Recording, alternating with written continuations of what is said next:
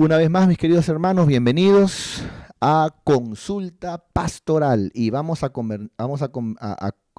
comenzar el día de hoy con las primeras preguntas.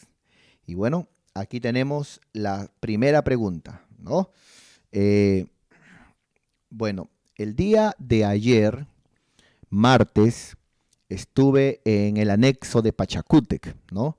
Dando la consejería pastoral. Consejería pastoral es un área que tenemos en nuestra congregación donde atendemos libremente a todos nuestros miembros, a todo miembro que tenga un problema, que tenga una pregunta, que requiera oración, que tenga una petición, ¿no es cierto? Y no solamente a los miembros, atendemos también a todo familiar, amigo, vecino que quiere escuchar la palabra de Dios. Entonces, de esa forma los pastores tenemos la puerta abierta para que cualquiera que quiera conversar con sus pastores pueda hacerlo sin ningún tipo de cita, sin ningún tipo de problema. Solamente va, si hay personas, espera su turno y entra. Entonces, el día de ayer estuvimos llevando la consejería pastoral al anexo de Pachacútec. El martes que viene vuelvo a la central y luego el otro martes nos vamos a otro anexo, que es el anexo de San Miguel, ¿no? Y así, de esa manera, la central y los anexos. Una hermana nos hizo unas preguntas el día de ayer. Una de ellas, muy interesante, fue esta, ¿no? Ella recibió una visita de parte de algunos pseudos cristianos, ¿no? Personas que se hacen llamar cristianas, pero, digamos, enseñan que Dios tiene esposa, ¿no? Tremendo. Y le sacaron versículos bíblicos, ¿no? Aquí vamos a ver algunos de ellos. Y ella no creyó, ¿no? Inclusive le dijo, ¿no? Dos cosas dijo ella, me pareció muy interesantes y dignas de imitar. Lo primero que ella le respondió a aquellas personas fue lo siguiente, ¿no? Bueno, todo lo que ustedes me han dicho, el día de mañana viene mi pastor, ¿no? Y yo voy a consultarle, ¿no? Yo voy a consultarle a ver qué me dice él. Y dice que estas personas le dijeron, no, pero tú no dependes de hombres, tú no dependes de un pastor, te estamos enseñando, ¿no? Y eso es lo que el diablo siempre quiere. El diablo siempre quiere dividir. El diablo siempre busca separar a la oveja del pastor. Siempre, porque cuando el diablo logra separar a la oveja del pastor, el diablo puede, una vez aislada la oveja, le come la cabeza, le come el corazón y al final se termina comiendo su vida, ¿no? El diablo siempre dividió el cielo y también, hermano, siempre divide los matrimonios, rompe matrimonios, divide familias. Entonces, pero ella dijo, no, yo tengo pastor, dijo, yo tengo pastor y el día de mañana va a venir y yo le voy a preguntar. Y ellos le respondieron, ya está bien, pero ¿quieres que volvamos nuevamente a visitarte para seguirte hablando la palabra? Y lo segundo que ella dijo me pareció muy interesante, hermano. Ella no es una hermana antigua, no es que tenga muchos años con nosotros, pero ya, hermano, pero tiene mucha madurez. Y ella le responde diciendo, no, muchas gracias, ya no quiero que vengan ya, porque yo tengo un pastor, yo tengo una iglesia donde congregar, entonces ¿para qué van a venir? No me van a confundir. Y eso me pareció muy interesante, porque a veces, hermano, el problema no es tanto el tentador, ¿no? Sino que a veces tentamos al tentador, abrimos puertas, permitimos cosas, nos confunden y cuando nos confundimos, luego nos echamos a perder. Entonces hay que también aprender a cuidarnos, ¿no es cierto? Entonces estos pseudos hermanitos le enseñaron a nuestra hermana de Pachacútec de que Dios tiene esposa. ¿Qué versículo qué versículo usaron ellos? Vamos, por ejemplo, a ver en Apocalipsis. Vamos para allá. Apocalipsis, capítulo 22, me parece que es el verso 17. Sí, sí lo es. Muy bien. En Apocalipsis 22, 17, ellos le dijeron, mira, atenta con lo que te vamos a enseñar, le dijeron ellos. Dice la Biblia, y el espíritu y la esposa esta esposa, le dijeron ellos, es la esposa de Dios, porque Dios tiene esposa. Y la esposa dicen, ven, ¿no? Y el que oye y todo eso. Ellos le dijeron, ¿quién es esa esposa? La hermanita se acordó de una prédica y le dijo, bueno, la esposa somos nosotros, ¿no? Lo que ahora somos novia, pero ahí seremos esposa. Y dijo, no, te voy a demostrar de que no está hablando de la iglesia. Aquí está hablando de una mujer que descenderá del cielo. De una mujer que descenderá del cielo y la Biblia nos dice su nombre. Y ella dijo, ¿dónde dice eso en la Biblia? Vas a ver, le dijo, capítulo anterior. Y ahí, por ejemplo, dice, ¿no? Dice ahí, vamos a verlo aquí, a ver aquí, acá está, aquí está, la Nueva Jerusalén, ¿no? Dice aquí, vino entonces a mí uno de los 7 ángeles que tenían las 7 copas llenas de las 7 plagas postreras y habló conmigo diciéndome, este ángel habló con Juan diciendo, atentos por favor hermanos, para que el día que te toquen la puerta, estos pseudos hermanos, ¿no es cierto?, puedas tener, digamos, bagaje, ¿no? Puedas tener, digamos, reserva espiritual para poder, digamos, defender la fe, como dice la palabra. Y este ángel habló con Juan diciendo, ven acá Juan, ¿no? Yo te voy a mostrar a la desposada, ¿no? O sea, nuevamente, a la esposa, ¿no? La esposa del Cordero. Estos hermanitos le dijeron, ¿ves? Acá habla que es la esposa de Dios. ¿No es cierto? La esposa del Cordero. Entonces la hermana le siguió diciendo, pero ahí está hablando de la iglesia, ¿no? Y mira, siguiente versículo, y me llevó en el espíritu a un monte grande y alto para mostrarme, ¿no? Aquella esposa, ¿no? Aquella que está desposada, ¿no? Para el Cordero. Y me mostró la ciudad santa. Entonces lo que está hablando aquí es que la esposa es la Nueva Jerusalén. La esposa es la ciudad que descenderá del cielo, la ciudad santa de Jerusalén que descendía del cielo de Dios. Entonces ellos comenzaron a decirle, ¿tú crees acaso que las ciudades descienden del cielo? Le preguntaron estos pseudos hermanos. ¿Tú has visto alguna vez que alguna ciudad descienda del cielo? No, acá esta ciudad simboliza a una mujer y esa mujer se llama Jerusalén, la Nueva Jerusalén. Ella, la Nueva Jerusalén, que algún día vendrá, descenderá del cielo. Ella es la esposa de Dios, ¿no? Imagínate, hermano. Entonces, como que aquí confundió, ¿no? Porque acá el ángel le dice a Juan, ¿no? Ven acá, yo te mostraré a la desposada, a la esposa del Cordero. Y cuando le muestra, dice que lo lleva a un monte grande y alto y le mostró la gran ciudad.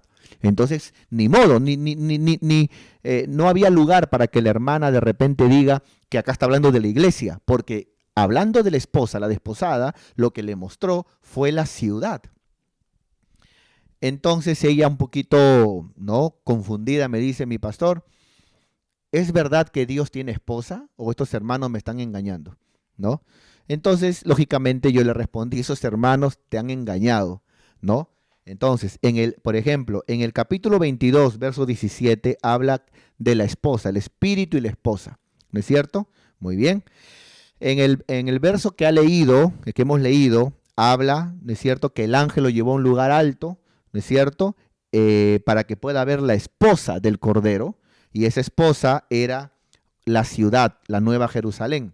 Pero ¿por qué le llama esposa aquí a la Nueva Jerusalén?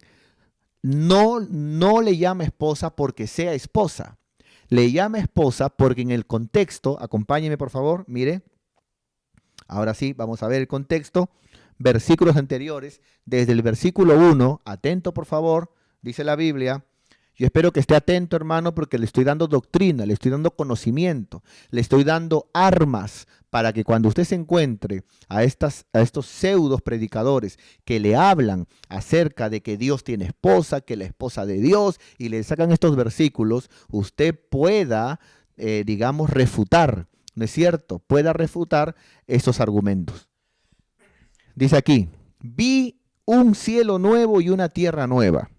porque el primer cielo y la primera tierra pasaron y el mar ya no existía más. Atentos, verso 2.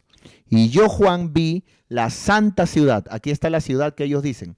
La santa ciudad, la nueva Jerusalén, la vi descender del cielo, dispuesta, y aquí está la palabrita clave, como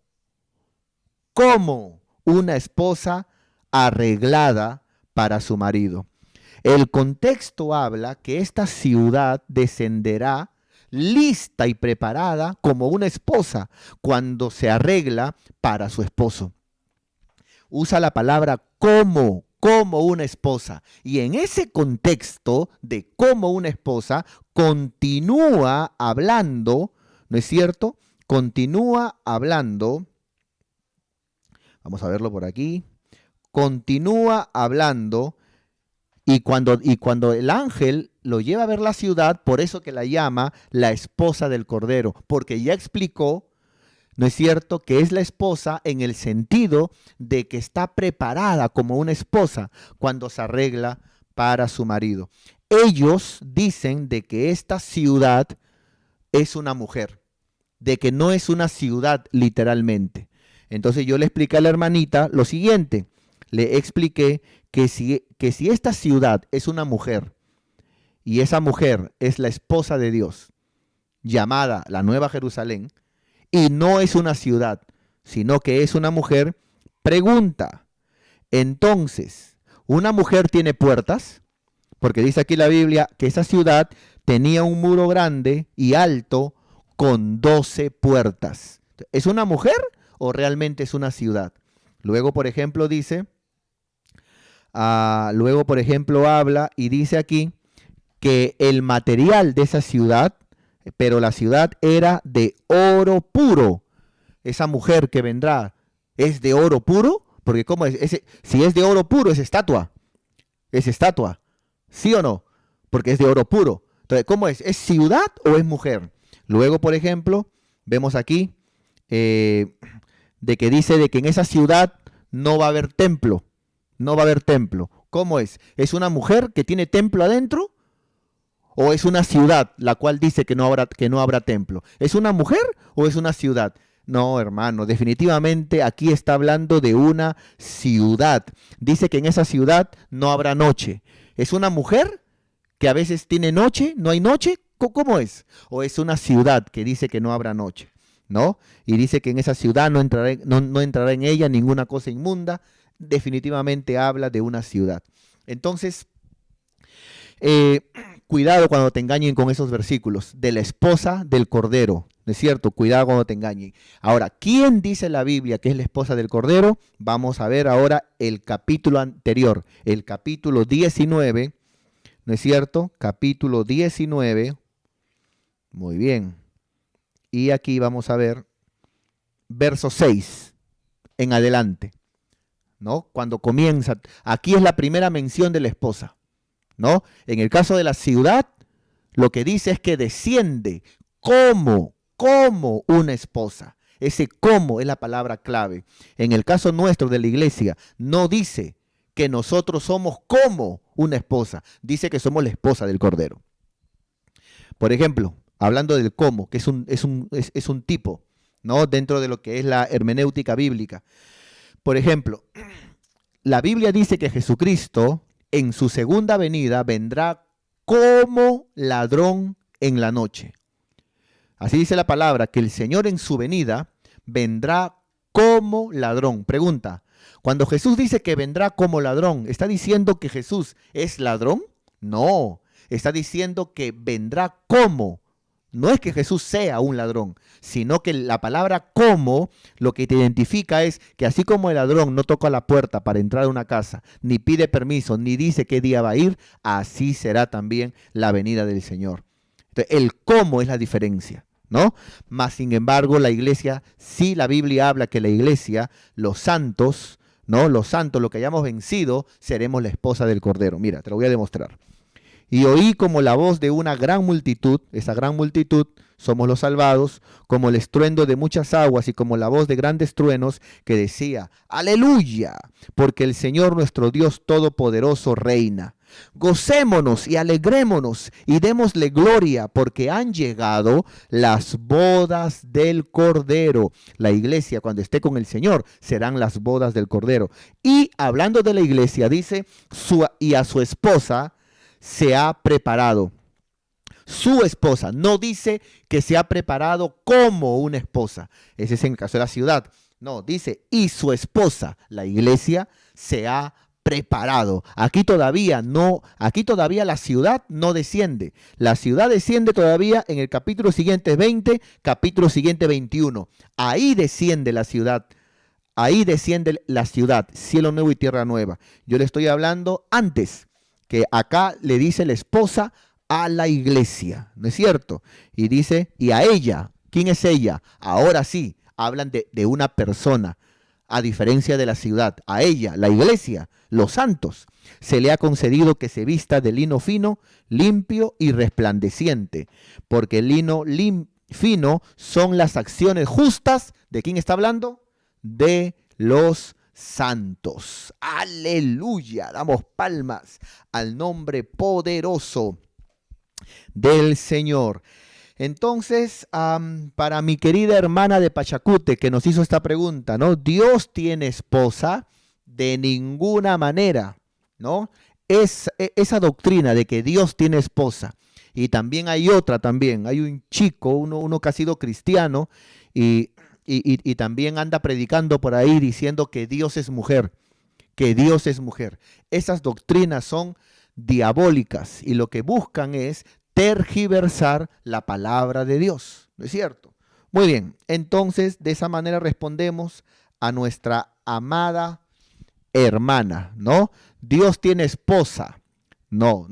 El Cordero de Dios, sí, en las bodas del Cordero, la iglesia será la esposa, ¿no? Y no como estos hermanitos que dicen que es una mujer la esposa de Dios, que descenderá del cielo y que, y que simbólicamente se le llama ciudad, pero no es ciudad, es una mujer que se llama la Nueva Jerusalén. Tan locos. Muy bien. Entonces, vamos a ver una segunda pregunta que también me hicieron el día de ayer en el anexo de Pachacútec. Muy bien. Ahí me preguntaron. Esos mismos hermanitos le hicieron también esta pregunta a la hermana, ¿no? Fueron dos preguntas. La pregunta es, ¿la iglesia tiene que celebrar la Pascua? ¿La iglesia tiene que celebrar la Pascua? ¿No? Entonces ellos les preguntaron, ¿tu iglesia celebra la Pascua? Entonces la hermana dijo, no, que yo sepa, no, ya tengo ya 2, 3 años, no, creo que no he visto celebrar la Pascua, ¿no? Santa Cena sí, pero Pascua no. Entonces ellos le dijeron, porque una iglesia o un cristiano que no celebre la Pascua no entrará en el reino de los cielos, ¿no? Y le soltó eso para que ella le pregunte, ¿no? ¿Y ustedes celebran la Pascua? Y ellos respondan, claro, hermana, por eso vente con nosotros, ¿no? Porque nosotros sí celebramos la Pascua. Pero la pregunta es, ¿la iglesia, según la Biblia, tiene que celebrar la Pascua? ¿O ese es un mandamiento a los judíos? A los judíos, ¿no es cierto? Por ejemplo, los apóstoles, en las epístolas, la iglesia, ¿celebraba la Pascua? ¿O lo que celebraban era la cena del Señor? Vamos a responder esas preguntas el día de hoy. Primeramente, ¿qué significa la Pascua? ¿Qué es la Pascua? Atento por acá para poder aprender de esto. La palabra Pascua significa pasar por alto. Significa proteger, pasar por alto. Y la Pascua se celebró, usted recordará en el libro de Éxodo capítulo 12, cuando Israel todavía estaba en Egipto, ¿no es cierto? Cuando Israel todavía estaba en Egipto, usted recordará que Faraón no quería dejar que Israel, el pueblo de Dios, salga de Egipto. Entonces Dios le dice a Moisés, ¿no? Dile que si no deja ir a mi pueblo, cada primogénito, desde el faraón hasta sus siervos, cada primogénito en Egipto va a morir. Primogénito es el primer hijo. Entonces se rebeló el faraón, ¿no es cierto? Igual dijo, no, no lo dejo salir. Y entonces, hermano, dice la palabra que el ángel de la muerte salió, ¿no es cierto? Y comenzó a matar a cada primer hijo, a cada primogénito de cada casa. Pero Dios le ordenó a su pueblo que sacrificara un cordero sin mancha, ¿no? Un cordero puro, sin mancha, que lo sacrificara, ¿no es cierto? Y que, ¿no es cierto?, la sangre de ese cordero la pongan en los dinteles de la puerta, como una señal para que la muerte no entre en esos hogares. El pueblo obedeció, ¿no es cierto? El pueblo obedeció, y ese día, el haber comido ese cordero, ¿no es cierto? El haber comido ese cordero en cada una de las familias, y que la sangre esté ahí en la puerta de la casa, hizo que cuando la muerte pasara y veía la sangre del cordero en la puerta, en esa casa no moría el primer hijo. ¿No es cierto? Entonces, hermano, a eso se le llamó la Pascua, ¿no? A esa comida, al comer el cordero en celebración de cómo la muerte pasó por encima y cómo Dios protegió a su pueblo, ¿no es cierto? De tal manera que murió el primogénito del faraón, murieron los primeros hijos de todos los egipcios, ¿no?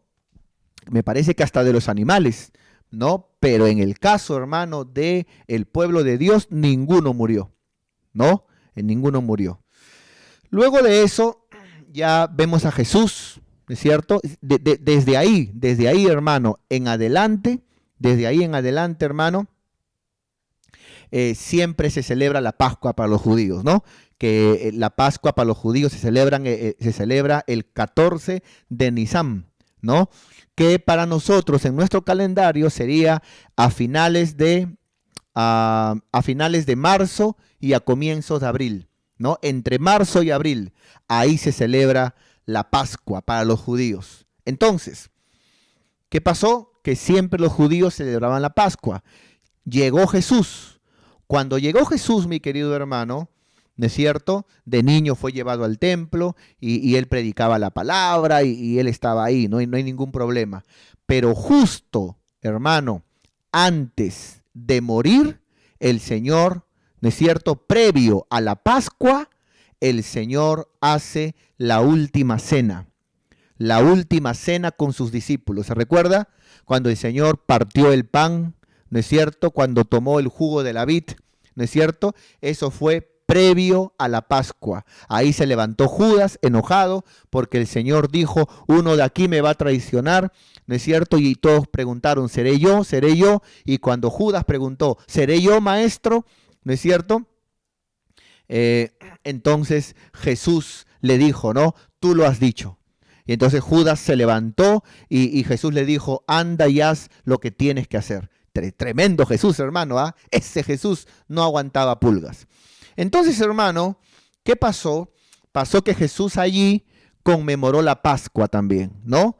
Porque si usted no sabe, hermano, Jesús dio su vida, ¿no es cierto? Fue crucificado en el tiempo de la Pascua, en el tiempo de la Pascua, en el tiempo donde el pueblo judío, digamos, sacrificaba un cordero y comía cordero, ¿no es cierto? Como Pascua, ¿no? Por haber sido librado el Señor en el tiempo cuando están en Egipto, cuando murieron los primogénitos.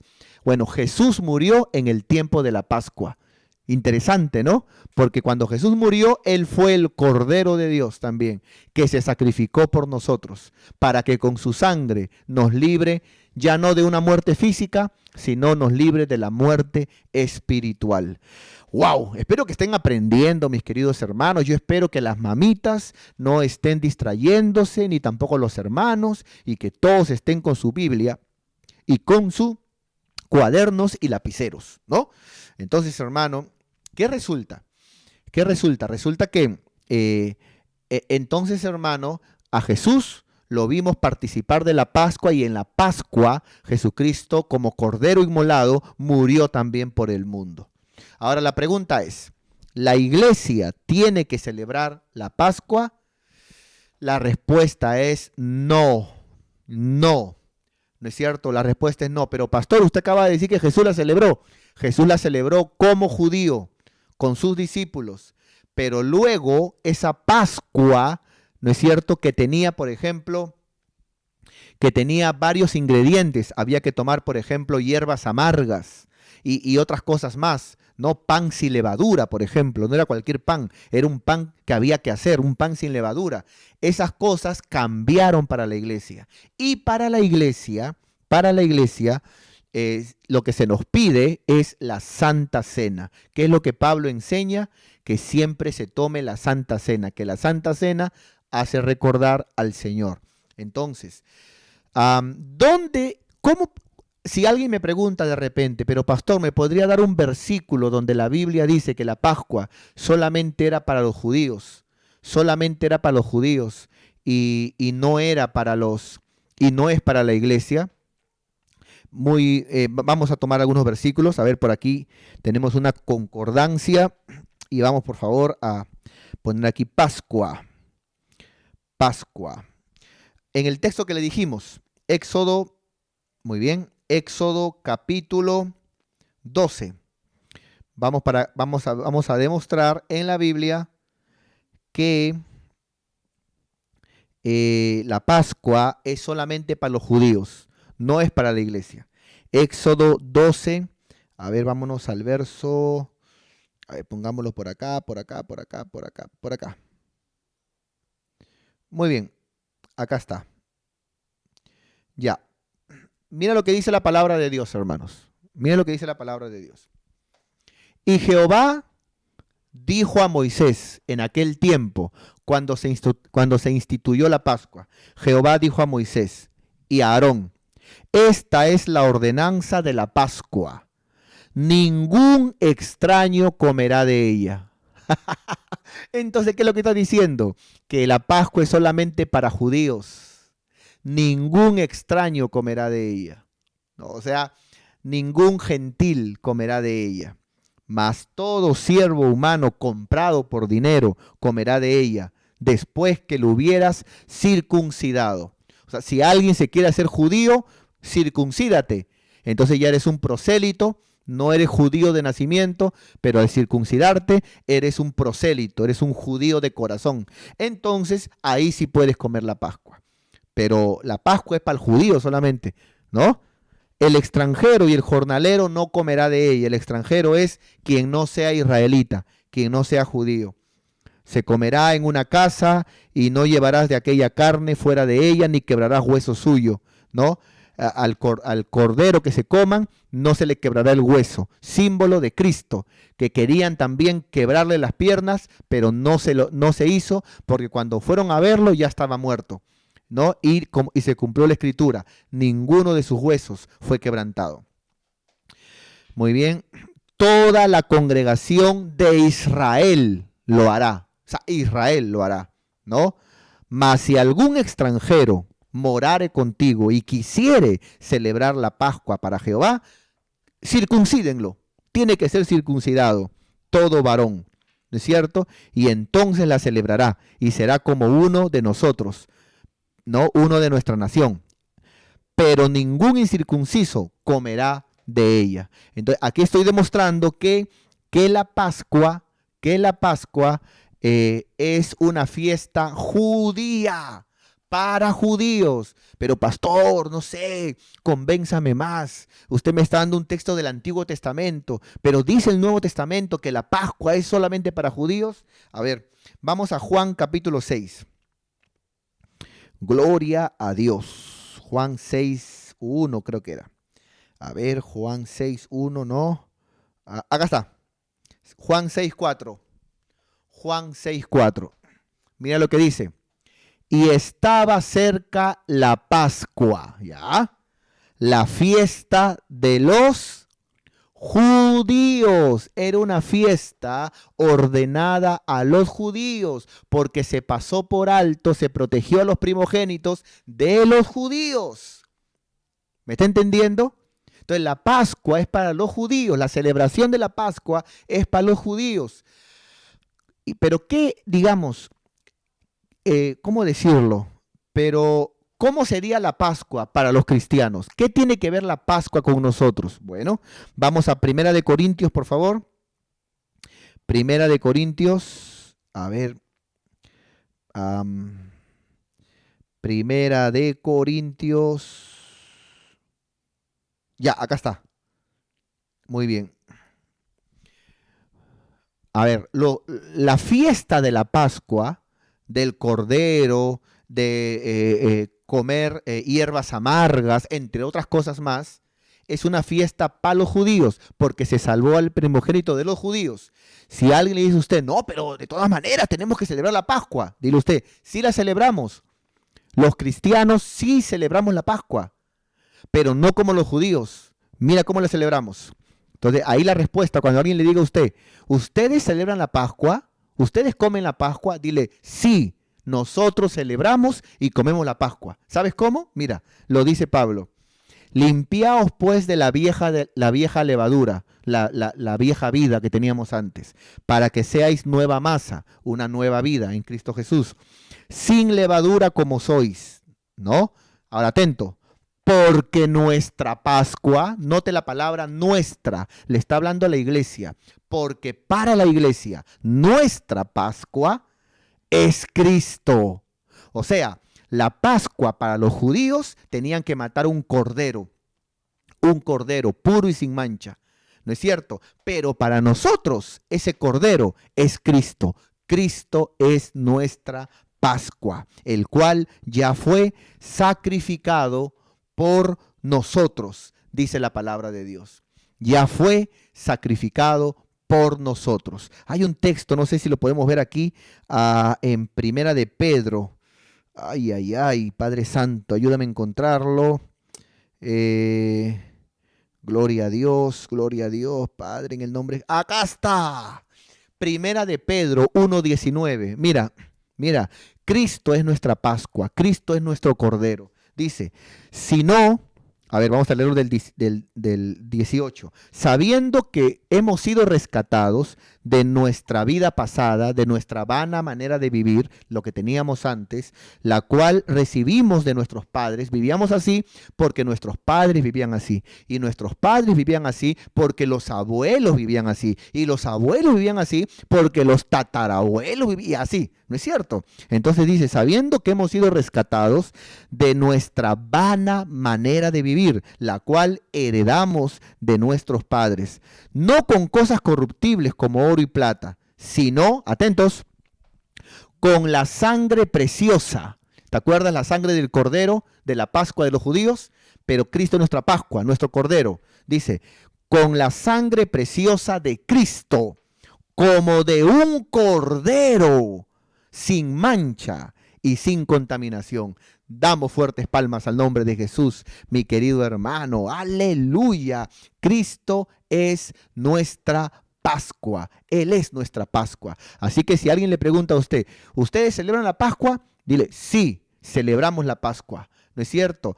¿Ustedes comen la Pascua? Sí la comemos. ¿Cómo la comen? El día que me entregué a Cristo. Cristo es mi Pascua. Cristo es mi Cordero que vive en mí. ¿No es cierto? Él es mi Pascua. No, pero yo te hablo de comer un cordero. No, esa es una fiesta judía. ¿No es cierto? Y para los judíos tiene que hacer una fiesta de un cordero. Para la iglesia, Cristo es nuestro Cordero. Él es nuestra Pascua. Muy bien, hermanos. Gloria a Dios, Padre Santo. Creo que se nos fue el tiempo. Se nos fue el tiempo. A ver, nos quedan 5 minutos. A ver, una pregunta. Vamos a responder alguna pregunta. Aquí nos manda una pregunta. Es un hermano, él es un hermano de otra congregación, ¿no? Y qué alegría para mí poder en este tiempo, no solamente, y luego de esta pregunta viene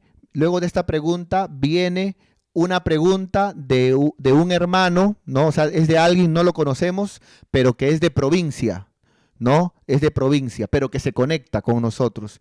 Y repito, para mí es una alegría que mediante esto que hacemos nosotros, por este lado, hacemos esto, usted le pone me gusta al video, comenta el video, comparte el video y trabajamos juntos. Me alegro de que no solamente estamos respondiendo las preguntas de nuestro pueblo, de nuestra iglesia, sino también respondemos preguntas de hermanos de otras congregaciones y de gente de provincias y de otros países. Y eso nos alegra mucho el corazón. Muy bien.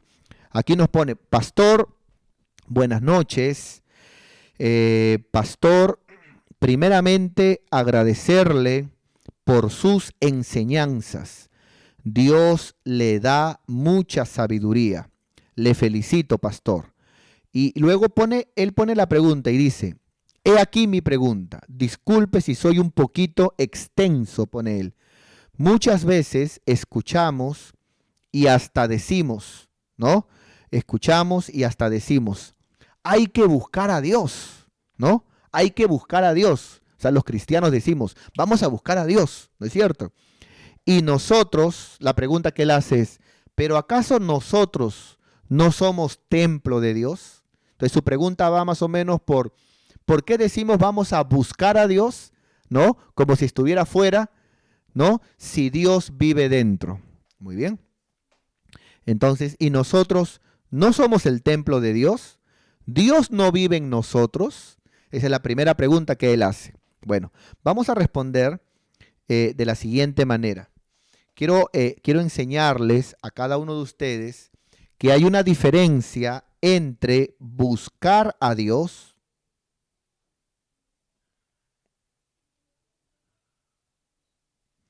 y, vamos a poner aquí otro colorcito, aunque haciendo eso se me va el tiempo.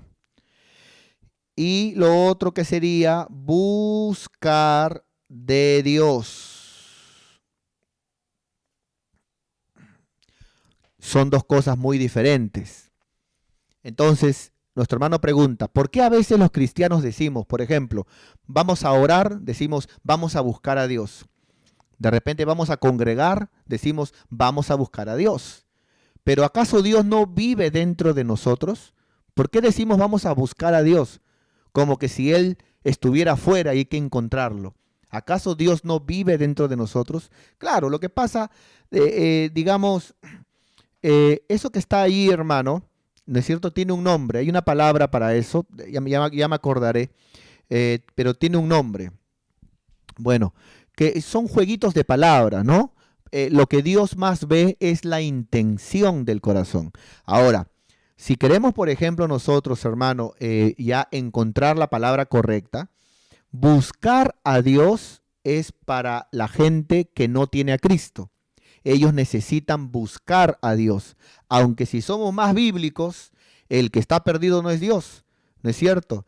El que está perdido es el ser humano. Y al final, cuando esa persona encuentra a Dios, no es que encontró a Dios, sino que Dios, ¿no es cierto?, lo rescató a él. Pero, digamos, la palabra buscar a Dios es para aquellos que no le conocen, ¿no es cierto? Entonces vamos a buscar a Dios porque están lejos de Dios. Para nosotros la palabra más correcta no sería, por ejemplo, vamos a orar, vamos a buscar a Dios. Ya, vamos a la iglesia, vamos a buscar a Dios. La palabra correcta sería, vamos a buscar de Dios. Porque al orar estamos hablando con Dios, estamos buscando de Dios, nos estamos llenando de Dios. Lo mismo pasa con la paz. Por ejemplo, cuando hablamos de la paz, ¿no es cierto? Cuando hablamos de la paz, Romanos 5:1 nos enseña que una cosa es la paz con Dios, ¿no? A ver, vamos a ponerlo acá. Una cosa es la paz con Dios y otra cosa, a ver si encontramos aquí otro, y otra cosa es la paz. Uy, ¿qué pasó? ¿Lo borré? Ah, acá es pues, ya. Y otra cosa es la paz de Dios. Entonces son dos cosas muy diferentes. Por ejemplo, para la gente que no es cristiana, según la Biblia, ellos son enemigos de Dios. Pero cuando una persona que no es cristiana se acerca a Dios, entrega su vida a Cristo, deja de ser enemigo de Dios para estar en paz con Dios.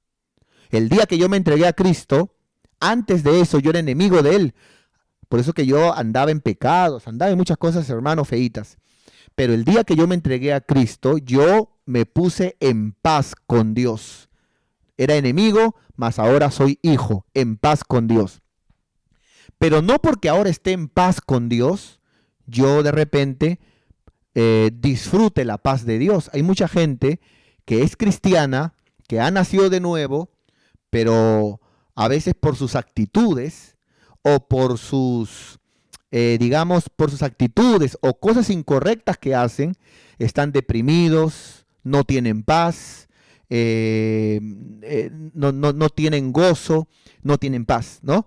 Y uno pregunta, ¿pero no son cristianos? Sí, van a la iglesia, ¿no? Van a la célula, tienen años en la palabra, están en paz con Dios, pero una cosa es la paz con Dios, pero otra cosa es la paz de Dios. Entonces, cuando yo me entrego a Cristo y dejo de ser, y dejo de ser un inconverso, ¿no es cierto? Y me entrego a Cristo, me pongo en paz con Dios. Pero ahora que soy cristiano, yo tengo que obedecer la palabra, hacer las cosas bien, tener una buena actitud para disfrutar de la paz de Dios, la cual obtengo porque estoy en paz con Dios. Entonces, volviendo a la pregunta de mi hermano, ¿no es cierto? Volviendo a la pregunta de mi hermano, entonces, ¿por qué los cristianos decimos vamos a buscar a Dios? Yo creo que la manera más correcta sería, los cristianos vamos a buscar de Dios.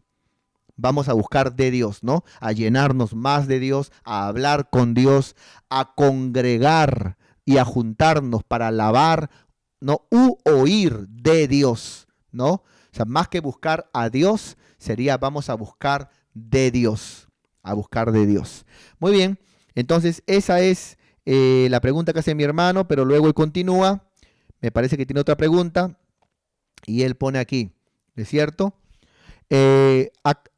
O no sabemos lo que Dios ya nos ha concedido, ¿es cierto? Pone él. ¿O acaso no sabemos lo que Dios ya nos ha concedido? Esa palabrita que mi hermano dice aquí, hay que tener un poquito de cuidado. No tanto mi hermano, sino porque a veces hay una doctrina que se llama, que tiene que ver con que todo está hecho por Dios, ¿no? Que todo está hecho por Dios. Y cuando alguien de repente dice, vamos a buscar de Dios, vamos a ayunar, una vigilia, ¿qué te parece? Vamos a evangelizar. Ellos dicen, yo no necesito hacer eso, porque ya Dios hizo todo por mí, ya Cristo hizo todo por mí. Y esa doctrina es una doctrina, hermano, corrompida, no está en la Biblia. O sea, Dios hizo todo en cuestión a su salvación, pero eso no atropella la verdad que nosotros no podemos ser ociosos en la fe.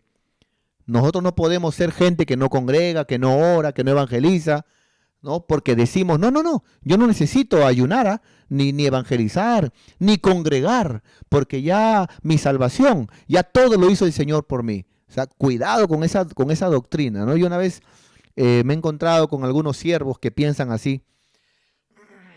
Y recuerdo en una oportunidad estábamos en un aniversario y bueno, invitaron a un pastor que tiene estas doctrinas, ¿no?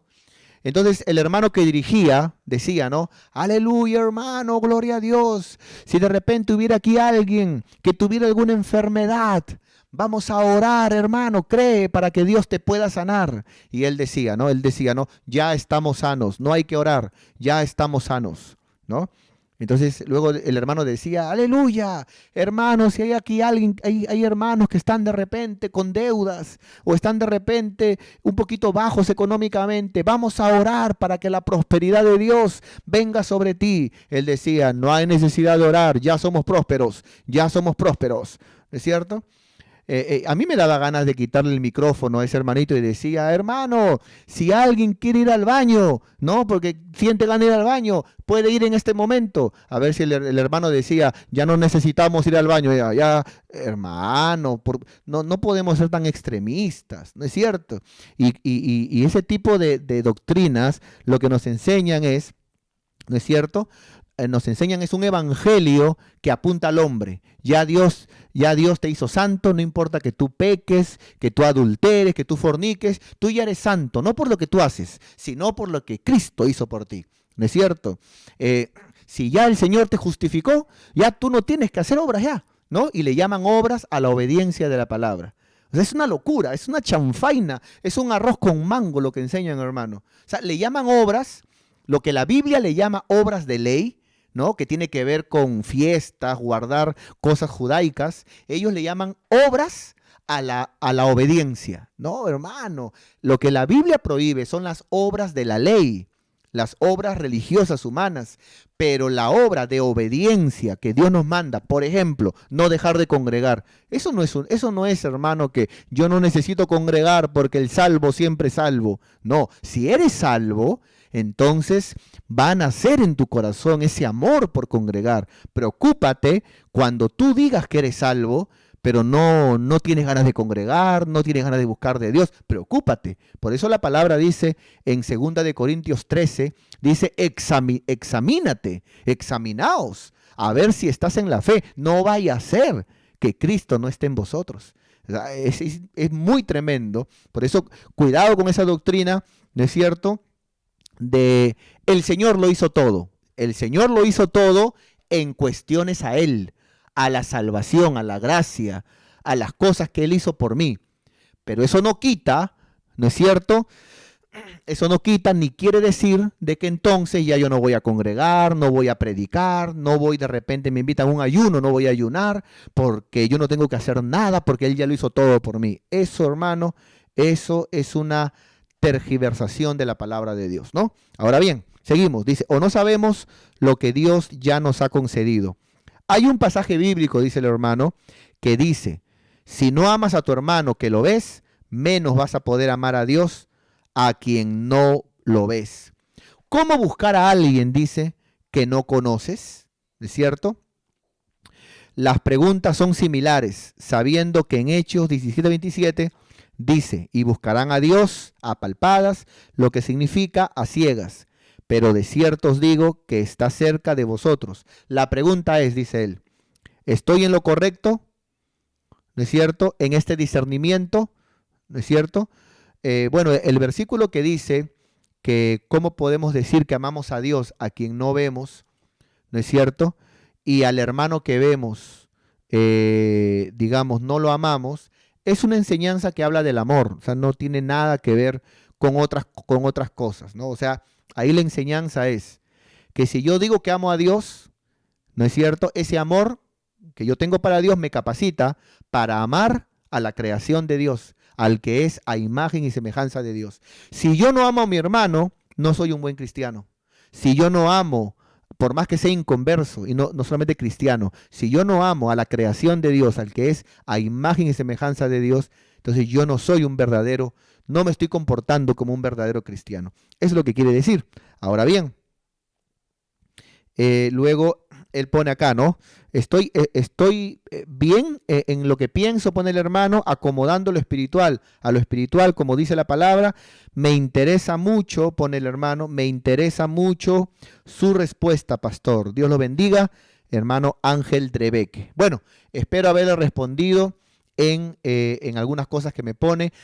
Yo recomiendo siempre, voy a recomendar a partir de hoy que que cuando son varias preguntas o para yo entenderle mejor a qué se refiere, puedan mandar un audio de voz, ¿no? Y con un audio de voz, hermano, ya la hicimos ya, porque me va a poder decir realmente qué es lo que me quería preguntar. Pero espero haber respondido al menos algo de lo que me puso el hermano. Muy bien, aquí otra pregunta, ya nos pasamos la hora, pero con esta terminamos. Otra pregunta. Pone aquí un hermano de Chiclayo, ¿no? De Chiclayo. Él tampoco, de Trujillo, ¿no? Muchas gracias, de Trujillo. Él pone, bendiciones pastor, soy Daniel, pone, tengo una duda. La Biblia dice que una esposa debe sujetarse a su esposo, ¿no? Pero ¿y si ella es pastora? ¿Él debería sujetarse a ella? Pregunta el hermano, ¿no? Entonces, bueno, si la Biblia habla que una mujer debe respetar a su esposo, ¿no? Y que la mujer debe de respetar a su esposo, entendiendo que en el matrimonio el responsable, quien va a dar cuenta del matrimonio, es el esposo. Pero él pregunta, ¿pero y si la mujer es pastora y él de repente es solamente un hermano, un miembro? Bueno, aquí vemos dos casos. Si la esposa es pastora y el hermano es un miembro, en la iglesia, en las cuestiones de Dios, él debe escuchar a su esposa como su pastora. Pero cuando ya acabó la iglesia, en la casa, ¿no es cierto? En el matrimonio, en la familia, aunque ella sea pastora, predicadora, lo que sea, ella debe como esposa sujetarse a la autoridad de su esposo, ¿no? Entendiendo que el esposo es a quien la Biblia dice que va a rendir cuentas del matrimonio. Entonces, vuelvo y repito. Entonces, para mi hermano, ¿no es cierto? Si la mujer es pastora y el esposo es un miembro, en la iglesia, el esposo debe de tratar de oír y sujetarse a su pastora, al margen de que sea su esposa. Pero en la casa, en la familia, la esposa, por más que sea pastora, debe de sujetarse a la autoridad de su esposo. ¿No es cierto? ¿No? Eso es muy importante que lo entendamos, ¿no? Es como Aquila y Priscila, ¿no? Por ejemplo, cuando la Biblia dice, saluden a Aquila y Priscila y a la iglesia en su casa, dice, saluden a Aquila y Priscila y a la iglesia que está en su casa. Pero cuando la Biblia habla, por ejemplo, Pablo dice, saluden a mis colaboradores, o sea, ya habla de la obra, de la iglesia, saluden a mis colaboradores, ¿no es cierto? Ya no dice Aquila, el hombre, y Priscila, dice a Priscila y Aquila, dice primero la mujer, porque la mujer tenía un llamado más fuerte que el hombre. Entonces, esa sería mi respuesta para mi hermano. Sí, y quiero terminar con una pregunta, muchas gracias, con una pregunta más que me hicieron ayer,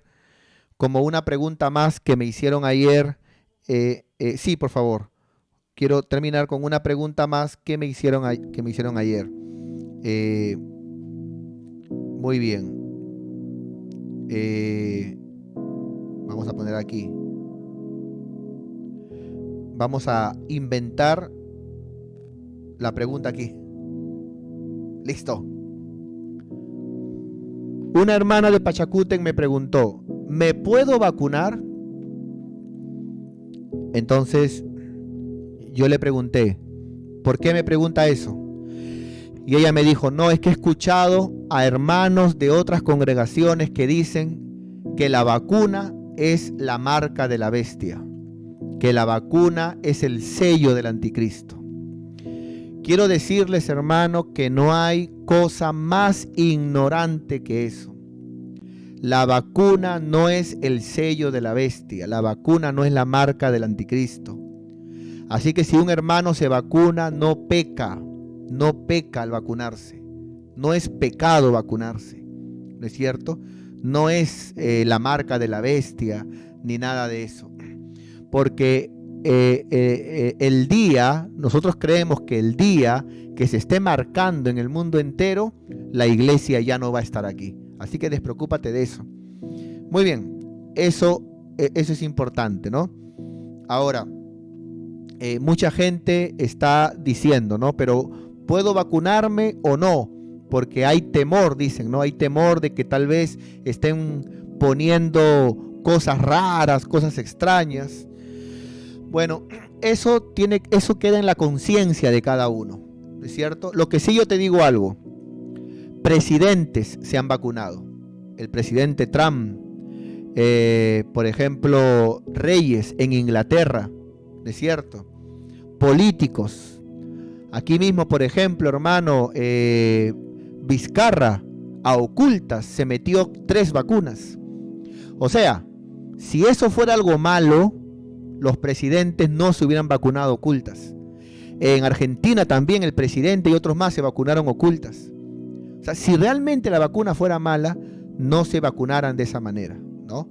Entonces, según la conciencia de cada uno, ¿no? Hay hermanos en la iglesia, por ejemplo, que se han vacunado, que Dios los bendiga. Cuando te vacunes, dile Señor en tu nombre, Padre, ¿no? No hay ningún problema.